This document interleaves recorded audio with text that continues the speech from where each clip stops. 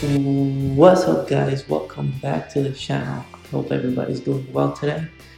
Today, we're going to be talking about episode 1 of The Last Dance. So, let's get it. So, we get here with the first episode, and I just gotta say, what a great episode it was. Whoever is doing the storytelling and, the videos that they put together, it was a great episode.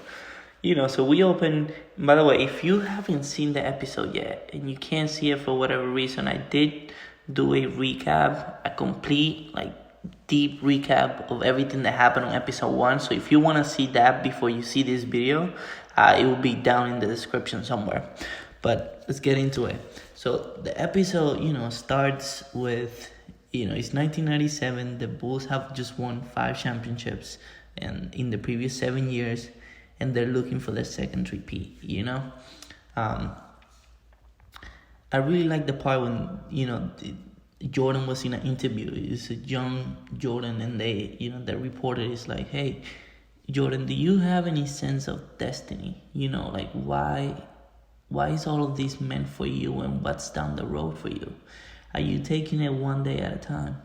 And Jordan was like, "I just want the franchise in Chicago Bulls to be respected as a team, like the Lakers or the Philadelphia 76ers or the Boston Celtics. It's very hard for something like that to happen, but it's not impossible. Hopefully this team and these organizations can build a program like that."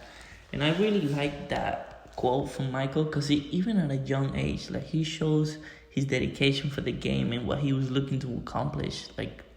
Even as a rookie, that's what he wanted to do, and he was not gonna stop until he got to that point. And I really love that from Michael, that mentality that he had that could be matched maybe by no one, honestly.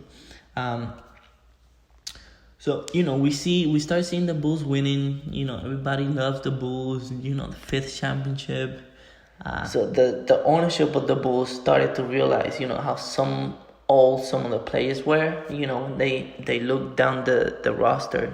They start seeing Pippen is getting old. Everybody's getting old. Michael is really, there was even doubt for a second that Michael was probably maybe not coming back. The ownership had doubt, but other than Michael, everybody was starting to head a decline, and they just wanted to break it up. The GM at the time, the GM, Mr. Jerry Krause, I think it was called. Jerry really was pushing for a rebuild, which I can't really be mad at him. You gotta think about it from a GM's perspective. You always have to, do what's best for the team. And if you start seeing a lot of players like Pippen who are starting to get old or who's starting to hit a decline, then if you can trade them and get better assets for it, that's where the business side of the NBA comes in. And I know as fans, sometimes we don't like that side of the NBA, but no one is too big, too small to get traded. That's kind of the way I see it. But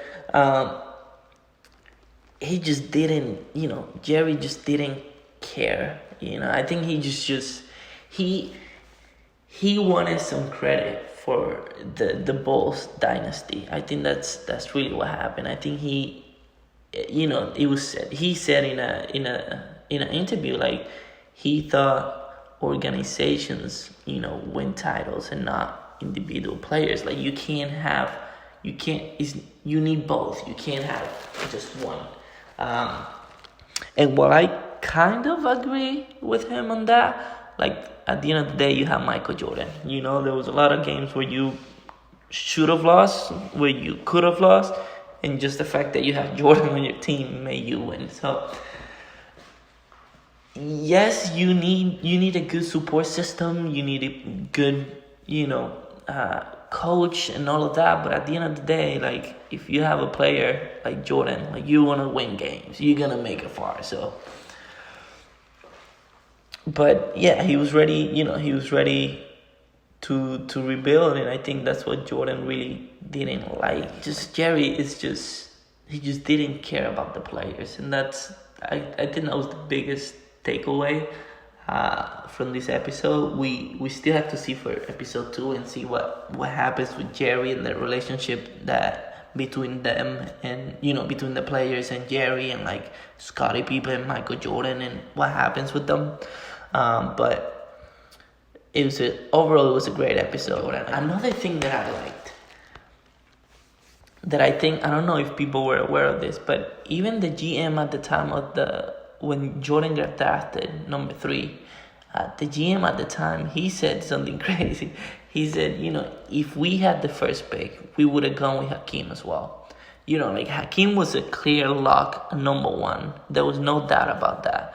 And then at number 2, we saw the Blazers don't take Michael Jordan because they had drafted Clyde Drexler the previous season, and he was a shooting guard.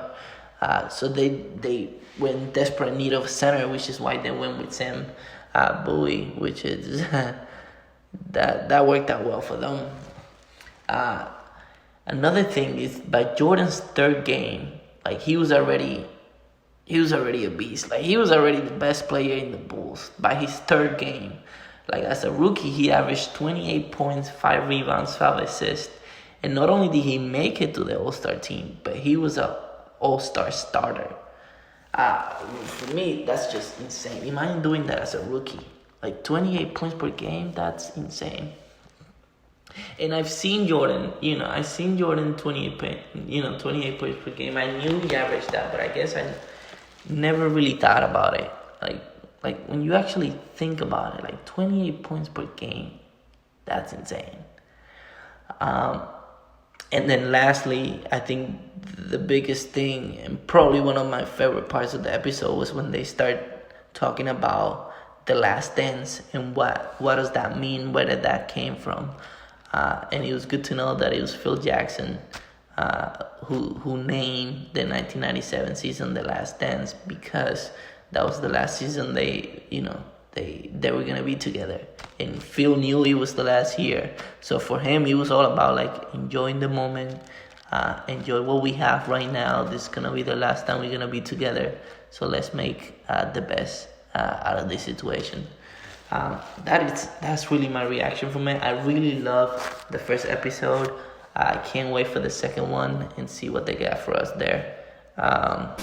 Thank you so much for watching, and see you guys the next video. Thank you.